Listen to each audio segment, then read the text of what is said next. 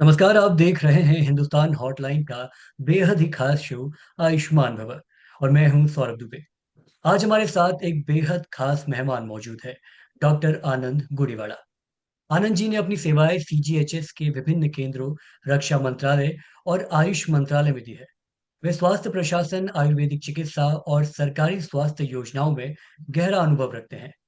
आज हम उनसे जानेंगे कि आम जनता कैसे बेहतर स्वास्थ्य सेवाओं का लाभ उठा सकती है, आयुर्वेदिक चिकित्सा की क्या भूमिका है और सरकार की नीतियां हमारे स्वास्थ्य को किस तरह प्रभावित करती हैं। अगर आप भी अपनी सेहत को लेकर कोई सवाल पूछना चाहते हैं या सरकारी योजनाओं की जानकारी चाहते हैं, तो इस इंटरव्यू को अंत तक जरूर देखिए। चलिए अब बिना देर किए बातचीत शुरू करते हैं। नमस्कार सर, अपना कीमती वक्त देने के लिए आपका बहुत बहुत शुक्रिया। धन्यवाद। सीधा सवालों से शुरू करते हैं। सबसे पहले हम जानना चाहेंगे कि आपको चिकित्सा क्षेत्र में आने और विशेष रूप से आयुर्वेदिक चिकित्सा पद्धति को अपनाने की प्रेरणा कहाँ से मिली? ये सीधी सीधी एक लाइन की शब्द है कि मेरे को विधाता ने इस रास्ते में लेके आया, भाग्य ने लाई है। जी। मेरी जो टीचर थे रत्ना राव मैडम, जो 10+1 के बाद आते हैं, उन्होंने मेरी 10th क्लास की जो मार्कशीट देखा था उसमें सबसे हाईएस्ट मैथमेटिक्स में था 75 मार्क्स जी। इन 1976। तो वो चाहती थी मुझे इंजीनियर बनाना। लेकिन मेरे पिताजी ने जो है 6 महीने के बाद मुझे एमपीसी, उन समय में एमपीसी बीपीसी बोलकर होता था, मैथ्स फिजिक्स केमिस्ट्री, और दूसरी स्ट्रीम बायोलॉजी फिजिक्स केमिस्ट्री। मेरे पिताजी ने आकर मुझे 6 महीने के बाद एमपीसी से बीपीसी में बदल दिया है। और मेरी टीचर अनुरोध करती रही रत्नाराव मैडम की, नहीं इसे इंजीनियर बनने दो, ये बहुत ब्रिलियंट है। लेकिन मेरे पिताजी ने माना नहीं, उन्होंने मुझे बीपीसी दिलाया। तो ऐसा होते हुए फिर मैं आ गया। जब पहली बार मुझे सीट मिली तो मैंने गया नहीं था, क्योंकि उस समय में आयुर्वेदिक को कोई पूछता नहीं था। लेकिन जी। जब 81 में आंध्र प्रदेश सरकार ने एंट्रेंस टेस्ट लगाया आयुर्वेदिक के लिए भी, तो तब जाकर हमने जब एंट्रेंस दिया है, तब हमें लगा कि इसमें भी कुछ कीमत है। तो फिर तब इस तरह से मेरी विधाता ने मुझे उस तरफ लेकर गए हैं और मैं आयुर्वेदिक की चिकित्सक बन गया। बहुत ही खूबसूरत जवाब दिया आपने। इसी के साथ चलिए अगले सवाल की ओर बढ़। जब हम आयुर्वेद की बात करते हैं तो कई लोग ये सवाल करते हैं कि क्या ये केवल सामान्य बीमारियों के लिए कारगर है या गंभीर रोग जैसे कैंसर और किडनी फेलियर जैसी समस्याओं के लिए भी इसमें समाधान मौजूद है। इस पर आपकी क्या राय है? ठीक है। आयुर्वेदिक की जो चिकित्सा सिद्धांत है, वो बीमारी ना पड़ने के लिए ज्यादा है, बीमारी को ठीक करने के लिए कम है। स्वास्थ्य स्वास्थ्य रक्षणम, आतुरस्य विकार प्रशमनम। मतलब एक आदमी स्वस्थ रहते हुए स्वस्थता को कैसा मेंटेन करे, इसके ऊपर बहुत ज्यादा इंपॉर्टेंस दिया गया है और उसके ऊपर ज्यादा चर्चा किया गया है, कंसंट्रेट किया गया है। ना कि बीमारी पड़े और बीमार को ठीक करे। तो उस एंगल से एक कैंसर, किडनी ऐसे डिसीजेस पूर्व काल में नहीं होते थे। 95% कैंसर किडनी के कारण शरीर का रोग अंदर की कम है, बाहर की ज्यादा है। प्रदूषण हो गया, पेस्टिसाइड्स हो गए, केमिकल्स हो गया, केमिकल मेडिकेशंस हो गए हैं। छोटी छोटी दवाइयाँ भी टेक्स्ट बुक्स में लिखा है। छोटी छोटी दवाई जो आम दिन में हम लोग यूज करते हैं, वो भी किडनी को फेल्यूर करते हैं, किडनी डैमेज करते हैं। तो ऐसी जटिल परिस्थितियों में आयुर्वेदिक की जो सलाह है या आयुर्वेदिक की जो उपचार है, उसका लिमिटेशन है। कोई भी व्यक्ति को मैं अपनी अनुभव से, अपनी माध्यम से ये बताना चाहता हूं कि वो बिना एलोपैथी की पैरामीटर्स को फॉलो करे, आयुर्वेदिक की दवाई ना ले, और जो है अपने आप को रिस्क में ना डाले। किसी भी, ये दोनों विशेष करके किडनी फेल्यूर केसेस, विशेष करके 3rd degree, 4th stage, final stage of renal cases होता है, सीकेडीज होते हैं, और सिवियर मैलिक, उसके अंदर आयुर्वेदिक की केवल चिकित्सा ना करे, उससे कोई ज्यादा हेल्प नहीं मिलेगा। तो कहीं ना कहीं आयुर्वेदिक का केवल सेकेंडरी रोल होता है, वो सप्लीमेंट्री हेल्प कर सकता है, लेकिन डायरेक्ट ट्रीटमेंट मैं अपनी अनुभव में आज तक कहीं नहीं देखा। जी। जी। जो भी लोग ऑफर करते हैं, जो भी लोग एडवर्टाइज करते हैं, जो भी लोग क्लेम करते हैं, उसका बहुत लिमिटेशंस है। जी। They cannot stand in the international scientific community, they cannot stand to the scrutinies. जी। जी। तो इसलिए एक सरकारी डॉक्टर होते हुए मैं ये क्लेम नहीं कर सकता कि हाँ भाई हम 100% ठीक कर देंगे या जी। ठीक हो जाए। जी। जी। बिल्कुल बिल्कुल। जब मैं बाहर निकलता हूँ, लोग मेरे से जब बात करते हैं तो वो अक्सर सरकारी योजनाओं को लेके भ्रमित रहते हैं। तो इसी से जुड़ा मेरा अगला सवाल है कि सरकार आयुर्वेद को बढ़ावा देने के लिए कई योजनाएं चला रही है। ऐसे में आम जनता को कौन सी सरकारी योजनाओं का सबसे अधिक लाभ मिल सकता है और लोग इन तक कैसे पहुंच सकते हैं? देखिएगा, योजनाएं दो प्रकार के होते हैं आम जनता के लिए भी। एक बिजनेस मॉड्यूल की योजनाएं होते हैं, एक इंडिविजुअल स्वास्थ्य की योजना के एंगल से होता है। तो जो इंडिविजुअल इंसान को जो स्वास्थ्य चाहिए, उसके लिए बहुत सारे गवर्नमेंट की डिस्पेंसरीज खुलते हैं। लोकल लेवल में, एमसीडी के लेवल में, लोकल बॉडीज के लेवल में, स्टेट गवर्नमेंट के लेवल में, सेंट्रल गवर्नमेंट के लेवल में, यूनियन टेरिटरीज में, हर जगह डिस्पेंसरीज हैं। इनको आयुष डिस्पेंसरीज के नाम से बुलाते हैं।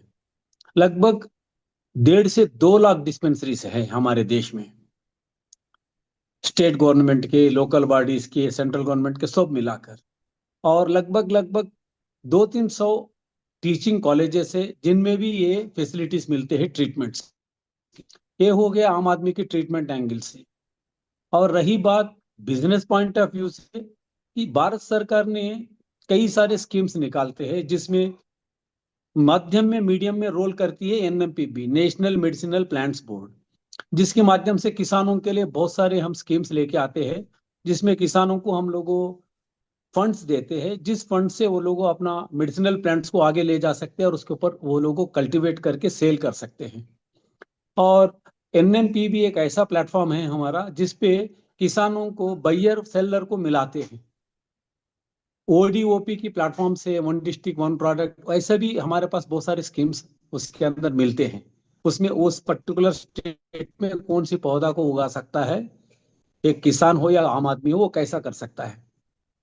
ऐसा ही आपको आयुष मंत्रालय की वेबसाइट में फार्मास्यूटिकल इंडस्ट्री में आपको फार्मेसी कैसा चलाना है, फार्मेसी के लिए क्या क्या उपकरण चाहिए, उसके लिए भी ग्रांट्स देता है, फाइनेंसेस देते हैं। क्वालिटी कंट्रोल, क्वालिटी एश्योरेंस करने के लिए अलग से लैब के इक्विपमेंट्स खरीदने के लिए, केमिकल्स खरीदने के लिए, इंस्ट्रूमेंट्स खरीदने के लिए भी गवर्नमेंट ऑफ इंडिया एड देती है। कुछ सेंट्रल स्कीम्स है, कुछ सेंट्रली स्पॉन्सर्ड स्कीम्स है। तो इनमें कुछ स्कीम्स में जो है आम आदमी को पैसे वापस लौटाना नहीं होता है, और कुछ स्कीमों में पैसे लौटाना होता है जिसके ऊपर इंटरेस्ट नहीं होता है या मिनिमम होता है। इस रूप से आम आदमी उसका दोनों तरफ से फायदा ले सकता है। वो इंटरप्रेन्योर भी बन सकता है और अपना स्टार्टअप भी लगा सकता है, यूनिकॉर्न भी बन सकता है, और एक आम आदमी स्वास्थ्य में स्वास्थ्यता पाने के लिए डिस्पेंसरी जाके दवाई लेके परामर्श भी ले सकता है। जी, जी। काफी काम की जानकारी दी आपने हमारे दर्शकों को। एक आयुर्वेद की सबसे बेहतरीन खूबी यह है कि इसमें घरेलू नुस्खे भी शामिल होते हैं, एलोपैथी की तरह, एलोपैथी की तरह नहीं। इसमें घरेलू नुस्खे भी शामिल होते हैं। तो जब बात सामान्य बीमारियों की आती है तो लोग सबसे पहले घरेलू उपायों की ओर रुख करते हैं। क्या आप खांसी, जुकाम और हल्के बुखार जैसी आम समस्याओं के लिए कुछ प्रभावी आयुर्वेदिक नुस्खे साझा कर सकते हैं, जिन्हें हर कोई आसानी से अपना सके? हाँ, हर इंसान अपने, एक्चुअली जो आयुर्वेदिक की कॉन्सेप्ट था उसमें फोर्थ डॉक्टर भी है, फिफ्थ डॉक्टर भी है, जिसको हम लोगों ने भूल गए हैं। जो फिफ्थ डॉक्टर है वो घर की माँ है। फोर्थ जी, डॉक्टर जो है वो घर का पिताजी है, अनुभव है, एंसिस्टर्स हैं। फर्स्ट सेकंड थर्ड डॉक्टर्स जो है primary health care, secondary health care, tertiary health care, etcetera etcetera. जो घर की किचन है, किचन में आपको 10 जड़ी बूटियां मिलेंगे जो बीमारी को नहीं होने देने के लिए 95% काम करते हैं। काला मिर्च है, जीरा है, सुंठ है, हल्दी है, अजवाइन है, ठीक है। आ, और पुरानी चावल है, जो पुरानी होना चाहिए चावल, वो भी बीमारियों में काम करती है। दूध है, दही है, ये सब बीमारियों में काम करती है। भूख लगता है तो भूख की औषध क्या है? चावल है, खाना है, अन्न है।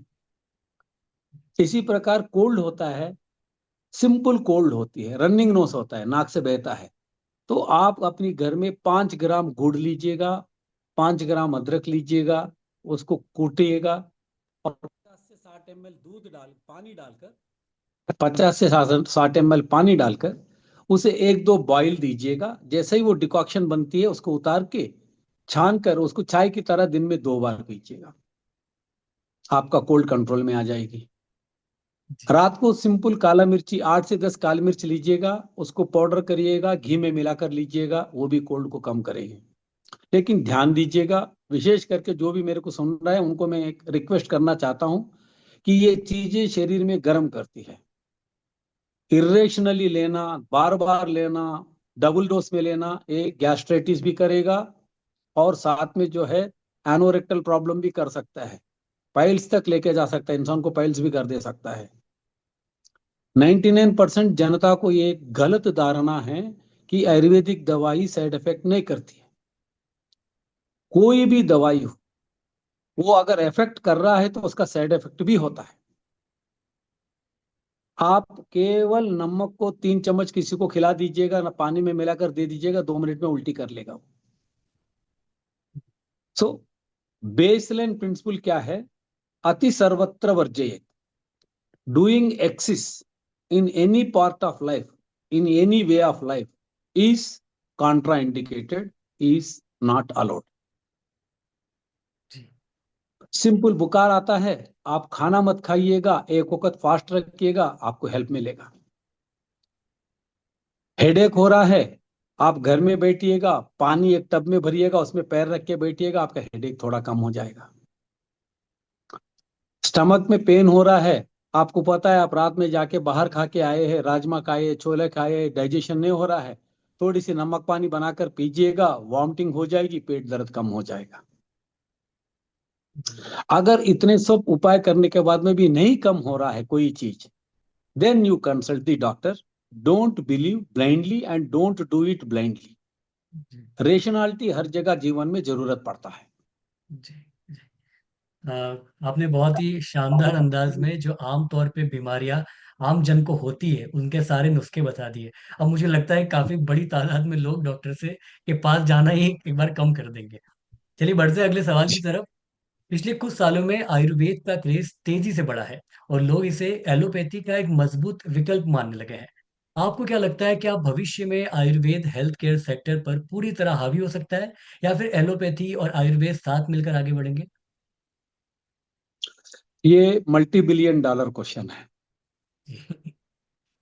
जब तक फार्मास्यूटिकल इंडस्ट्रीज की लॉबीज ताकतवर रहेंगे, तब तक वर्ल्ड में कहीं भी कोई भी अल्टरनेट सिस्टम ज्यादा नहीं पलपेगा। लेकिन जब वो लोग मन मना लेते हैं, जब उनको चोट लगेगा और वो सच्चाई में उतर के आएंगे, तो तब जो है अल्टरनेट मेडिसिन किसी भी रूप में, आयुर्वेदिक भी एक उसका रूप है, उसमें वो पलप सकता है, बढ़ सकता है। लेकिन एक नेचुरल प्रिंसिपल है जो अपने उपनिषदों में बताते हैं कि कालो चक्रा रिवा विवा गच्छति भाग्य पांगतु पांगतु। मतलब जो काल चक्र होता है, उस काल चक्र में जो घड़ी की सुई होती है, वो हमेशा 12 पे नहीं टिक सकता है।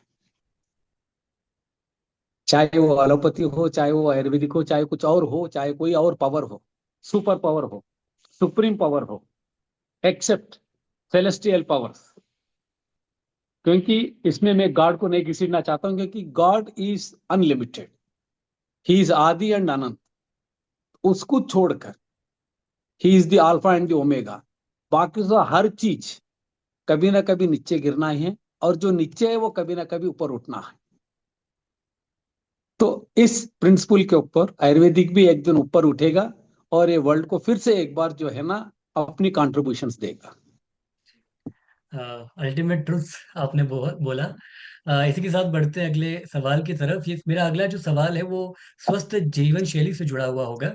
यदि हम हेल्थ केयर सेक्टर की बात करें तो इलाज से बेहतर रोकथाम को माना जाता है।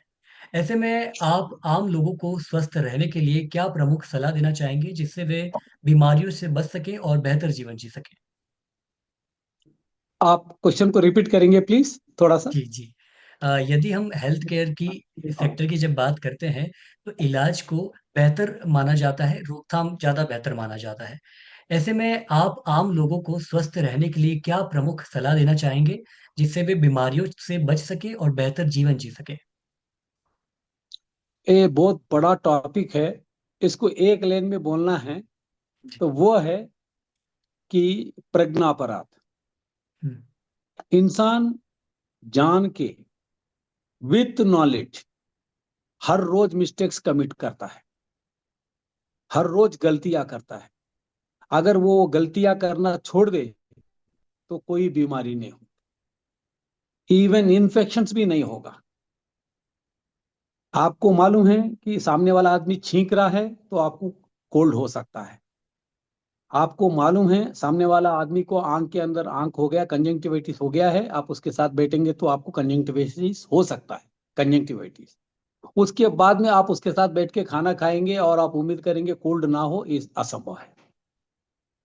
एक छोटी सी एग्जाम्पल, आपको मालूम है अल्कोहल कंज्यूम करने से इंसान को बीमारी कर सकता है, बीमार, डैमेज कर सकता है, लीवर के ऊपर इंपैक्ट डाल सकता है, फिर भी आप अल्कोहल कंज्यूम करें। तो बोलने का मतलब है आपको बीमारी नहीं पड़ना है तो सबसे पहले जो है ना, आप प्रज्ञापराध करना छोड़ दीजिएगा, जानबूझकर, विथ नॉलेज। आपकी कॉन्शियस को आप ओवरलुक करके जो गलतियां करते हैं, आपकी कॉन्शियस बताती है ये काम मत करो, फिर भी आप वो काम करते हैं, कुछ नहीं होगा यार, कुछ नहीं होगा, ये कुछ नहीं होगा समझकर जो करते हैं वो आपको सब कुछ कर देगा बॉडी को। ये फर्स्ट लाइन ऑफ ट्रीटमेंट है। Second line of treatment, Ayurvedic में कुछ प्रोसीजर्स बताया है कि प्रिवेंटिव मेडिसिन के लिए, कि भाई आप जैसे जैसे सीजन्स बदलते हैं वैसे वैसे सीजन के हिसाब से अपनी लाइफ को अडाप्ट करिएगा, डेली रूटीन में कुछ आप काम करिएगा, तो आप डिसीज से बच सकते हैं। लेकिन तीन डिसीजेस से कोई भी नहीं बचेगा, what ever the human being में बी, हुएवर ही में बी, इस संसार में कोई भी प्राणी तीन बीमारियों से नहीं बच सकती। वो है एजिंग, दूसरा भूख, तीसरा प्यास लगना। ये तीनों बीमारियों से कोई भी प्राणी, इवन ही में बी प्रेसिडेंट ऑफ अमेरिका, उसको भी गुजरना ही पड़ेगा। तो ये बीमारियां हर आदमी को होना ही होना है, जन्म से आएगा मृत्यु तक रहेगा। बाकी सो कुछ बीमारियां अपने आप होता है काल की वजह से, समर में गहरी विंटर हो जाना, विंटर में गहरा समर हो जाना, रेनी सीजन में पानी नहीं होना, समर में पानी आ जाना, या समर अपना इफेक्ट दिखाना ही नहीं छोड़ देना है। इस तरह की नेचुरल इंटरफेरेंसेस से भी इंसान को पीक्स आते हैं, उस पीक्स में उसको बीमारियां पड़ते हैं, तब उसको वो प्रिवेंटिव मेडिसिन के माध्यम से उसको प्रिवेंशन करना है, तब जाके वो हेल्दी रहे। जी जी। इंटरव्यू के आखिरी पड़ाव पे बढ़ते हैं हम। दरअसल ये एक सवाल नहीं, ये एक संदेश होगा आपका, सिर्फ एक मैसेज होगा। आम जनता में हेल्थ एंड वेलनेस को लेकर जागरूकता बढ़ाने के लिए मार्च 28, 29 और 30 मार्च को हेल्थ एंड वेलनेस एक्सपो किया जा रहा है। इसे लेकर आप क्या संदेश देना चाहेंगे? एक ही सिंगल लाइन है कि भाई आप अपनी लाइफस्टाइल को मॉडर्न लाइफस्टाइल ना बनाइए, कहीं ना कहीं उसको फिर वापस लेके आइएगा, नेचुरल लाइफ साइकिल बना लीजिएगा। दिन को सो जाएंगे, रात को उठेंगे, और रात को जो है ना ऐसे खाने खाएंगे जो आपको पचेगा ही नहीं। आप जाएंगे, गाड़ी रोकेंगे, कैरी होम्स खाना लेके जा रहे हैं, ये चीजें ना करें तो 80% आपकी बीमारी अपने आप दूर हो जाएगी। जी ये हेल्थ में मेरा सबसे ज्यादा पंचिंग पॉइंट यही है। जी जी। तो दोस्तों, आज की चर्चा में हमने जाना कि आयुर्वेद चिकित्सा का हमारे जीवन में क्या महत्व है। डॉक्टर आनंद ने हमें महत्वपूर्ण जानकारी दी कि कैसे हम अपने स्वास्थ्य को बेहतर ख्याल रख सकते हैं और सरकारी सुविधाओं का सही तरीके से उपयोग कर सकते हैं। अगर आपको ये इंटरव्यू पसंद आया हो तो इसे लाइक करें, शेयर करें और अपने सुझाव हमें कमेंट में ज़रूर बताएं। साथ ही अगर आप ऐसे ही स्वास्थ्य से जुड़े और महत्वपूर्ण इंटरव्यू देखना चाहते हैं तो हमारे चैनल को सब्सक्राइब करना बिल्कुल ना भूलें। मिलते हैं अगली बार एक और खास बातचीत के साथ। तब तक के लिए अपना ख्याल रखें, स्वस्थ रहें और आयुर्वेद को अपनाएं। नमस्कार। नमस्कार।